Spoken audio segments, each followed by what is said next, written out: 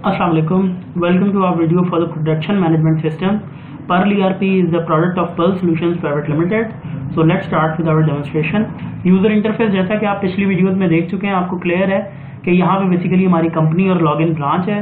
इसके बाद ये हमारे जो मॉड्यूल्स हैं as per user rights available है और नीचे वर्किंग डेस्कटॉप है जिसको हर यूजर अपनी रिक्वायरमेंट के अकॉर्डिंगली कस्टमाइज कर सकता है।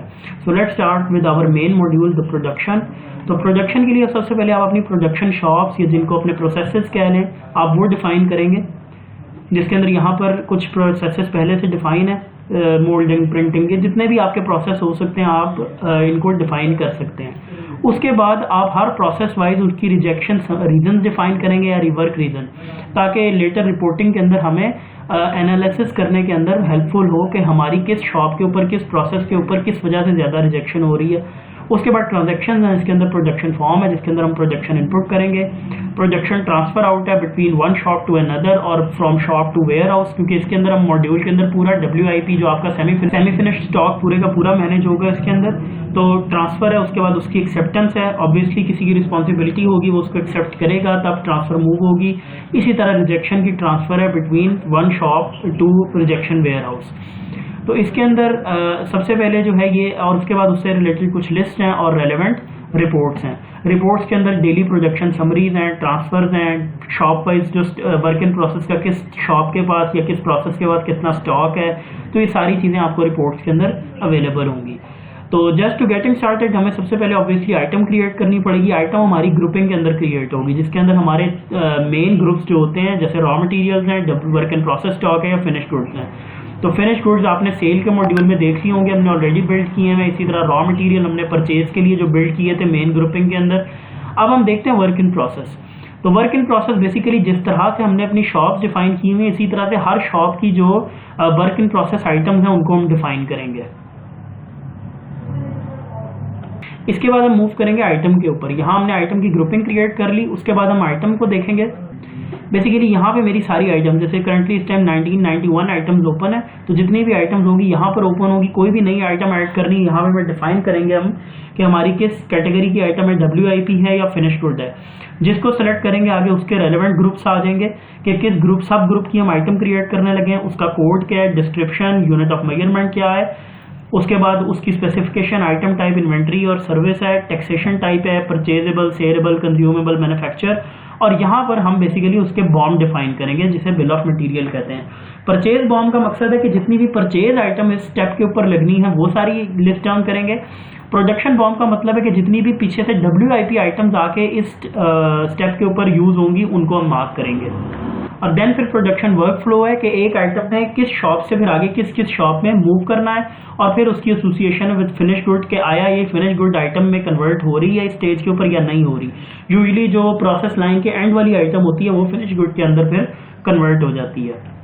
जस्ट फॉर इजनेस मैं कोई पहले से जो आइटम्स बनी है वो आपके लिए खोल लेता हूँ, जिसमें फर्ज करें एक बैरल मेरी एक वर्क इन प्रोसेस आइटम है। इसके बॉम के अंदर अब ये डिफाइन हुआ है कि मोल्डिंग प्रोसेस के अंदर ये वाला रॉ मटेरियल इस अमाउंट के अंदर लगेगा फॉर दिस मैनी आइटम्स, यानी 1 kg of PP copolymer is required to create 550 barrel 3cc mouldings, जो इसका यूनिट है पीसेस के अंदर, नंबर्स के अंदर। इसी तरह एक और आइटम देख लेते हैं जो तीसरे स्टेप के ऊपर है, बेसिकली असेंबली प्रोसेस के अंदर है।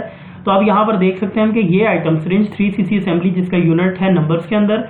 To create this item at the assembly section we need these many raw material items in this ratio, यानी तकरीबन 0.3 kg of silicon fluid 100 cc लगेगा for 170,000 of syringe 3 cc तो इस यूनिट में। और प्रोडक्शन बॉम्ब यानी कि जो वर्क इन प्रोसेस आइटम्स ही लग रही हैं पीछे से, तो जो हमने पिछले स्टेप्स के अंदर प्लंजर या बैरल या गैस्केट्स बनाई थी इस स्टेप के ऊपर आके 1:1 रेशो के साथ वो भी अप्लाई होंगी।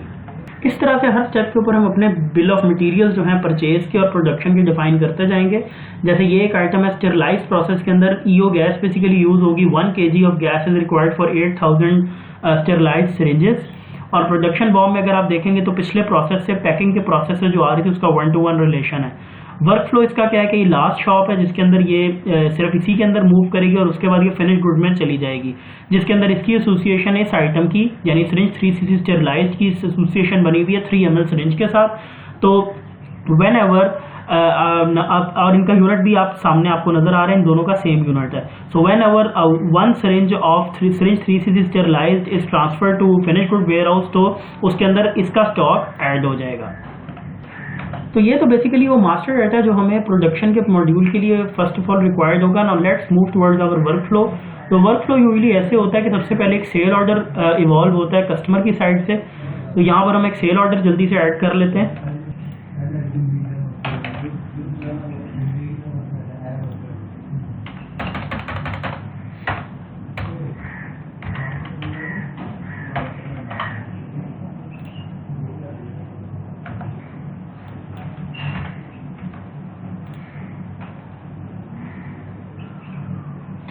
अब इस सेल ऑर्डर को हम यहाँ से प्रोसेस भी कर लेते हैं, क्योंकि प्रोसेस सेल ऑर्डर ही आगे मूव करेंगे। तो हमारा 262 नंबर एक सेल ऑर्डर हुआ है जिसके अंदर हमें 1 मिलियन 3 ml सिरिंज का ऑर्डर आया है। अब हम इसके वर्क ऑर्डर्स बनाएंगे। तो let's move towards work order. Work order inventory module का पार्ट है। यहाँ पे आके हम आज के डेट में एक वर्क ऑर्डर जनरेट करते हैं। यहाँ पे हम सेल ऑर्डर सेलेक्ट करेंगे। तो 261 सेल ऑर्डर हमारे पास मौजूद है। अब ये सेल ऑर्डर जब हम सिलेक्ट करेंगे तो इससे रिलेवेंट इसकी आइटम सामने आ जाएंगी। अब वर्क ऑर्डर हम क्रिएट करते हैं। सॉरी, 262 नंबर हमारे पास सेल ऑर्डर जनरेट हुआ था। हम यहाँ पे इसको सिलेक्ट करते हैं तो इसकी रेलेवेंट जो आइटम्स हैं वो यहाँ पे पॉपुलेट हो जाएंगी, क्योंकि एक से ज़्यादा आइटम्स भी एक सेल ऑर्डर के अंदर एग्जिस्ट कर सकती हैं। इससे रेलेवेंट जो उसकी WIP की लास्ट आइटम है उसकी रिक्वायर्ड क्वांटिटी कितना है, इस टाइम कितने वर्क ऑर्डर्स ऑलरेडी इशू हो चुके हैं, इसके ऊपर वो सारे नज़र आ जाएंगे। तो आपको इसी स्क्रीन से ये पता लग जाएगा कि हम ऑलरेडी इस वर्क ऑर्डर के ऊपर कितनी क्वांटिटीज इशू कर चुके हैं। जैसे फर्ज करें एक पुराना मैं कोई सेल ऑर्डर सेलेक्ट करता हूँ तो इसके अंदर ऑलरेडी मुझे बता रहा है ये आइटम है। टोटल जो रिक्वायर्ड क्वांटिटी थी सेल ऑर्डर वो 300,000 थी, जिसके अंदर से 175,000 हम ऑलरेडी वर्क ऑर्डर इशू कर चुके हैं और बैलेंस सिस्टम 125 है। तो ऑब्वियसली मैं 125 या इससे कम की प्रोडक्शन ही अब कर सकता हूँ। तो हम वापस अपने सेल ऑर्डर के ऊपर आते हैं। यहाँ पे हम इसकी आइटम सेलेक्ट करते हैं। ये तकरीबन 10 लाख हमने बनानी थी। अब यहाँ पर एक BOM का फील्ड है। ये फील्ड अभी तो जैसे मैंने आपको दिखाया था आइटम के ऊपर ये स्टैंडर्ड बॉम है, लेकिन अगर साथ बिल ऑफ मटेरियल्स का मॉड्यूल हो जिसके अंदर एक बॉम के फिर मल्टीपल वेरिएंट्स बन सकते हैं, तो यहाँ पर हम अटैच कर सकते हैं कि ये वर्क ऑर्डर किस बॉम के अगेंस्ट जनरेट होगा। अगर ये अटैच नहीं होगा तो फिर जो स्टैंडर्ड बॉम डिफाइन हुआ है उसके अगेंस्ट प्रोडक्शन होगी। यहाँ पर हम एक कोड दे देते हैं। ये हमने उसका कोड दिया लेकिन यहाँ एरर आ रहा है, document already saved in list. हम इसको नाम थोड़ा चेंज कर लेते हैं। उसके बाद ये हमने उसकी डिस्क्रिप्शन दे दी। टारगेट डेट फर्ज करें इसकी 8 अक्टूबर है। उसके बाद हम इसकी क्वांटिटी फर्ज करें 5 लाख की क्वांटिटी दे देते हैं। एक बार वर्क ऑर्डर सेव हो जाए उसको फिर हमें पोस्ट करना होगा, तभी वो आगे प्रोडक्शन के लिए अवेलेबल होगा। पोस्टिंग का मतलब कि अब ये वर्क ऑर्डर फाइनल हो गया है। तो अब हमारा ये वर्क ऑर्डर नंबर 34 जिसका कोड हमने दिया था WO-999A, ये उसका नाम था और ये सारा एक जनरेट हो गया। अब हम चलते हैं प्रोडक्शन की साइड पे। तो प्रोडक्शन की डेली एंट्री के लिए सबसे पहले होता है प्रोडक्शन फॉर्म। यहाँ पे आके मैं अपना प्रोसेस या शॉप जो मेरा वर्किंग था वो मैं सेलेक्ट करूंगा, तो ऑटोमेटिकली उसकी जितनी भी आइटम्स होंगी वो यहाँ पे पॉपुलेट हो जाएंगी। उसके बाद मैं फर्दर इसको फिल्टर आउट कर सकता हूँ अपने वर्क ऑर्डर की बेस पे। तो हमारा वर्क ऑर्डर ये था WO-999A। अब जैसे ही मैं इसको सिलेक्ट करूंगा तो सिर्फ मुझे इसकी आइटम्स नजर आएंगी। उसके बाद यहाँ पे मैं एंटर कर सकता हूँ कि अब बैरल 3cc आज के दिन में या जिस टाइम रियल टाइम में एंट्री कर रहा हूँ मैंने ये कितनी प्रोड्यूस की हैं। फर्क करें हम यहाँ पे एंट्री करते हैं हमने 20,000 ये आइटम्स प्रोड्यूस की हैं, जिसके अंदर QC एक्सेप्टेड 18,000 है, रिजेक्टेड जो है वो 1,000 है। रिजेक्शन रीजन अब यहाँ पे हम मार्क कर सकते हैं कि किस वजह से हुआ है, ताकि हम लेटर ऑन इसके ऊपर एनालिसिस कर सकें। रिवर्क रीजन इसी तरह रिवर्क जो थी वो कितनी हुई, उसमें से रिवर्क एक्सेप्टेड कितनी हुई हम कहते हैं 800 और रिवर्क रिजेक्टेड 200 थी। इसी तरह हम बाकियों की भी प्रोडक्शन मार्क कर सकते हैं। फर्ज करें हम प्लंजर की प्रोडक्शन लिख लेते हैं, ये टोटली एक्सेप्ट कर लेते हैं। इसके बाद गैस्केट की भी कर लेते हैं और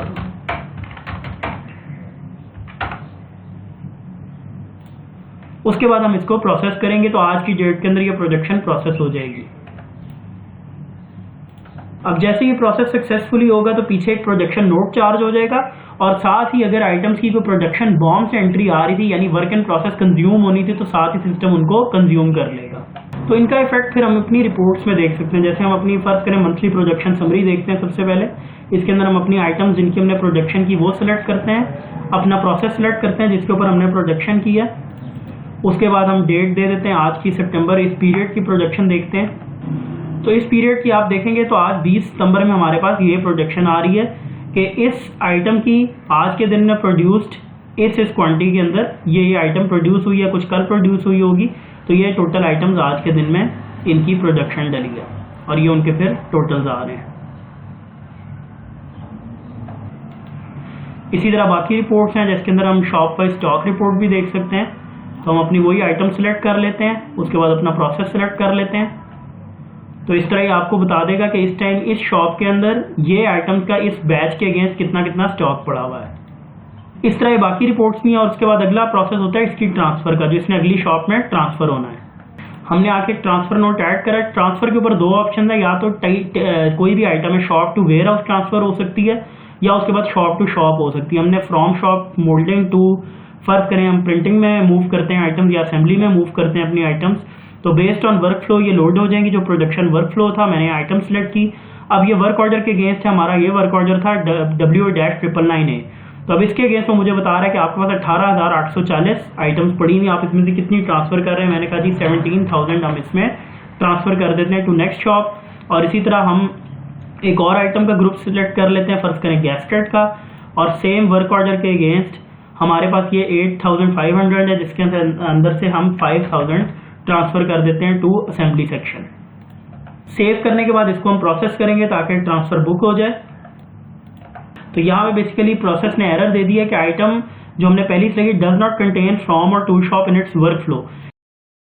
अच्छा, तो अब हमने एक ट्रांसफर आउट बेसिकली बना लिया अपनी मोल्डिंग शॉप से प्रिंटिंग शॉप में ट्रांसफर करने के लिए। अब हम इसको प्रोसेस करते हैं। अब ये एक प्रोसेस हो गया। प्रोसेस का मतलब ये है कि अब हमारा जो स्टॉक है बेसिकली एक एक्सेप्ट ट्रांसफर का डॉक्यूमेंट जनरेट हो गया है फॉर प्रिंटिंग सेक्शन, कि वहाँ का जो भी सुपरवाइजर है बेसिकली अब वो एक्सेप्ट करेगा कि यस मुझे इतना स्टॉक रिसीव हो गया है प्रोडक्शन मोल्डिंग शॉप से। तो एक्सेप्ट ट्रांसफर है। इस तरह आप देखेंगे ऑटोमेटिक एक डॉक्यूमेंट जनरेट हुआ है जिसके अंदर सारा कुछ रीड ऑनली है। यहाँ पे सिर्फ वो अपने रिमार्क्स देख सकता है और सारी उसको डिटेल आ रही है कि शॉप टू शॉप ट्रांसफर है from to printing section from moulding, this item थी इस वर्क ऑर्डर के अगेंस्ट दिस मच क्वांटिटी थी। अब मैं इसको प्रोसेस करता हूँ और अब ये भी प्रोसेस हो गया। इसके प्रोसेस के ऊपर ये होगा कि बेसिकली हमारी मोल्डिंग शॉप से स्टॉक रिड्यूस हो जाएगा और हमारे प्रिंटिंग सेक्शन में उसका स्टॉक ऐड हो जाएगा। अब हम इसकी रिपोर्ट्स देखते हैं। हम दोबारा से अपने शॉप पर स्टॉक रिपोर्ट रन करते हैं और साथ हम 3cc उसके बाद हम प्रिंटिंग सेक्शन के अंदर भी आ जाते हैं।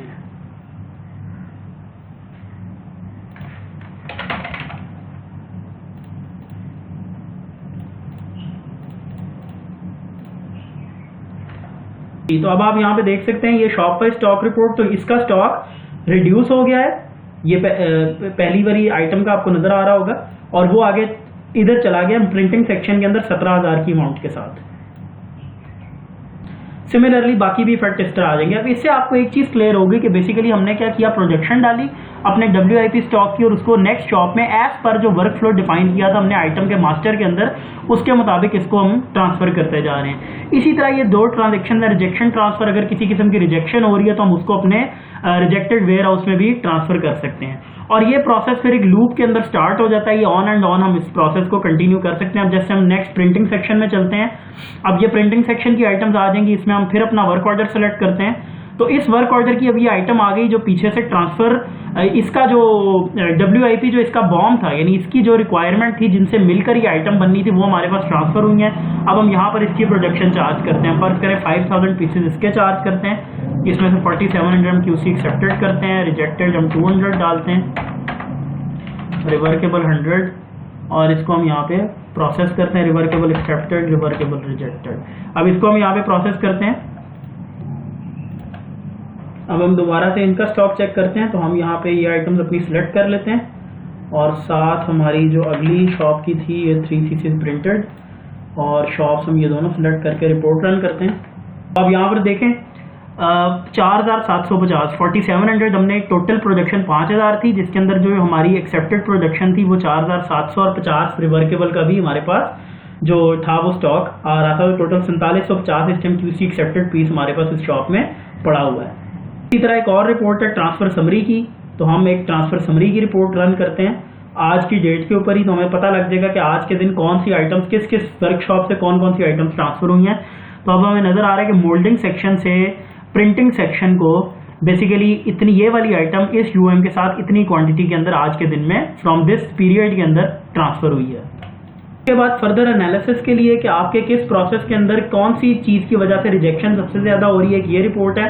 अब हम इसको रन कर लेते हैं, शॉप वाइज रिजेक्शन रीजन। अब यहाँ पे अपनी आइटम सेलेक्ट कर लेते हैं और आज की डेट में इसको ही रन करते हैं। अब ये रिपोर्ट हमें ये बताएगी हमारे किस प्रोसेस पे किस, अभी हमें बता रहा है मोल्डिंग सेक्शन में ये वाली आइटम इस रीजन की वजह से इतनी ज्यादा रिजेक्ट हुई है। ये टोटल का जितनी भी क्यूसी की जितनी भी टोटल प्रोडक्शन थी उसका 5% है। इसी तरह ये ऑलमोस्ट टोटल प्रोडक्शन का 15% मिस प्रिंटिंग की वजह से रिजेक्शन हो रही है। प्रिंटिंग सेक्शन में इसकी वजह से 4% ऑलमोस्ट रिजेक्शन है। तो इस रिपोर्ट से आप पूरा एनालिसिस कर सकते हैं कि आपकी किस वजह से रिजेक्शन हो रही है और उसके ऊपर हमें फर्दर एक्शन लिया जा सकता है। फिर मैनेजमेंट के लिए एक shop wise daily production report है, जिसका इसमें आपको आज के दिन की जितनी भी प्रोडक्शन हुई है इस पीरियड के अंदर डेट फ्रॉम से डेट 2 तक, वो सारी एक आपको एनालिसिस के अंदर डिस्प्ले होगी, जिसके अंदर आपको आइटम किस शॉप की बात हो रही है, उसका किस बैच में, बैच की टोटल क्वांटिटी कितनी थी, उसमें से उसने कितनी प्रोडक्शन की है, एक्सेप्टेड कितना था, रिजेक्टेड कितना था, रिवर्केबल कितना था और ओवरऑल नेट प्रोडक्शन कितने परसेंटेज की एफिशिएंसी के ऊपर हो रही है। ये 94% है, 100%, 85 और ये ऑलमोस्ट 95% एफिशिएंसी के साथ प्रोडक्शन हो रही है। के बाद फर्दर प्रोसेस यही है कि हम पूरी WIP की अपनी प्रोडक्शन कंप्लीट करेंगे। जैसे अभी हमने मोल्डिंग की, प्रिंटिंग की, ऐसे असेंबली की, ब्लिस्टरिंग और ये सारे सेक्शन से करते करते एंड पे फिनिश गुड ट्रांसफर करेंगे। फास्ट फॉरवर्ड हम चलते हैं बिल्कुल अपने लास्ट सेक्शन के ऊपर। इसको फर्दर प्रोडक्शन करने के लिए हमें बाकी की आइटम्स भी पूरी करनी पड़ेंगी, जिसके अंदर एज पर वर्क फ्लो, मैं आपको वर्क फ्लो दिखाता चलूँ। अगर आप एज पर वर्क फ्लो देखते हैं तो हम यहाँ से आइटम्स फिल्टर करते हैं। तो अगर आप ये देखेंगे इस आइटम का वर्क फ्लो था कि from shop number 1 to directly shop number 3 move करेगी आइटम। तो अभी हमने ये वाली प्रोडक्शन ट्रांसफर डालनी है। तो अब हम यहाँ से एक और ट्रांसफर नोट जनरेट करेंगे, जिसमें हम शॉप टू शॉप ही जाएंगे, from moulding to direct assembly move करेंगे, जिसके अंदर हम अपना प्लंजर और गैस्केट को मूव करेंगे। वर्क ऑर्डर हमारा ये वाला था, ये इनके आइटम लोडिंग हुई, इसमें से हम फर्स्ट करें 12,500 और इसमें से हमने 8,000 आगे ट्रांसफर कर देंगे। उसके बाद इसको प्रोसेस करेंगे। प्रोसेस करने के बाद हमारे पास इनकी एक्सेप्ट बन चुकी होगी। इन दोनों को हम सेलेक्ट करके यहाँ से इन दोनों को एक्सेप्ट ट्रांसफर डाल देंगे, जिससे हमारे स्टॉक ऐड हो जाएंगे। अब हम आगे अपनी असेंबली की प्रोडक्शन डालते हैं। यहाँ से मैंने थोड़ा सा प्रोसेस क्विक कर लिया। बेसिकली यहाँ से क्या होगा, अब आपको नजर आ रहा है कि हम प्रोसेस 3 फेजेस के अंदर है। डेली प्रोडक्शन डलेगी, उसको ट्रांसफर किया जाएगा नेक्स्ट शॉप में और नेक्स्ट शॉप उसको एक्सेप्ट करेगी। अगर आप देख रहे हैं तो यहाँ पे आपको ये सारे ट्रांसफर नजर आ रहे होंगे। मोल्डिंग से प्रिंटिंग में आइटम्स गई हैं, प्रिंटिंग से असेंबली, मोल्डिंग से फिर असेंबली में कुछ जानी थी as per workflow, assembly से ब्लिस्टरिंग और ये करते करते इस टाइम स्टेरिलाइजेशन में हम अपनी आइटम्स लेकर आ चुके हैं। तो इस टाइम तकरीबन 4100 pieces from packing to sterilisation में ये 3cc सिरिंज हम बना रहे हैं, उसका मूव हो चुका है। उसी की एक्सेप्टेंस भी हमारे पास आ चुकी है। एक्सेप्टेंस के बाद ही सारा स्टॉक हमारा मूव होता है। तो अब हम अपने फाइनल स्टेप की प्रोडक्शन करते हैं, जो कि स्टेरिलाइजेशन का सेक्शन है। जैसे ही मैंने इसको सिलेक्ट किया, इस स्टेप की जितनी आइटम्स है वो मेरे पास पॉपुलेट हो जाएंगी। उसके बाद मैं अपने वर्क ऑर्डर वाइज फिल्टर इनको कर लूंगा। अब मैंने यहाँ पे सपोज 4100 की टोटल प्रोडक्शन डाली, जिसमें से QC एक्सेप्टेड 4000 या 100 रिजेक्टेड एंड रीजन आपका जो फ्लश, और इसको हमने प्रोसेस किया। ये हमारी प्रोसेस हो गई। अब हम यहाँ पर आते हैं और इसकी फाइनली ट्रांसफर डालेंगे। अब ये basically shop to warehouse transfer होनी है। तो ये हम टोटल जो है इसको shop to warehouse transfer करेंगे, इसको प्रोसेस करेंगे। अब ये इसी तरह प्रोसेस हो गई।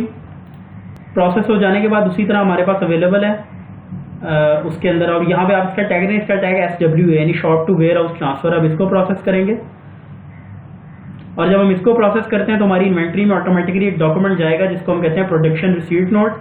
और आप ये देख रहे हैं प्रोडक्शन रिसीट नोट आज 20 सितंबर की डेट में ऑटोमेटिकली पंच हुआ है, जिसमें हमारी 3 ml की सिरिंजेस 4000 की क्वांटिटी पे एज ऑन रेट 1 जो है, जो स्टैंडर्ड रेट है, उसके अंदर एक जनरेट हो गया। तो इस तरह हमारा पूरा रॉ मटेरियल हमने इशू किया था। इशुएंस भी यहाँ पे मैनुअली डलेगी स्टोर इशू रिक्विजिशन से। उसके अगेंस्ट ये है कि आपको as per work order system generate कर देगा कि इस वर्क ऑर्डर के ऊपर एज पर बॉम्ब कितना परचेज मटेरियल लगना है, जिसको आप इशू करवाएंगे।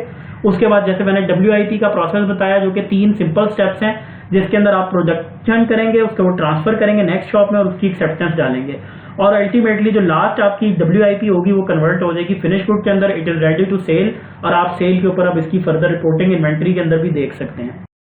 Thank you very much for your time. I think I have tried to make this video as shorter as possible, लेकिन फिर भी प्रोडक्शन का सिस्टम थोड़ा लेंथी होता है इसलिए टाइम लग गया।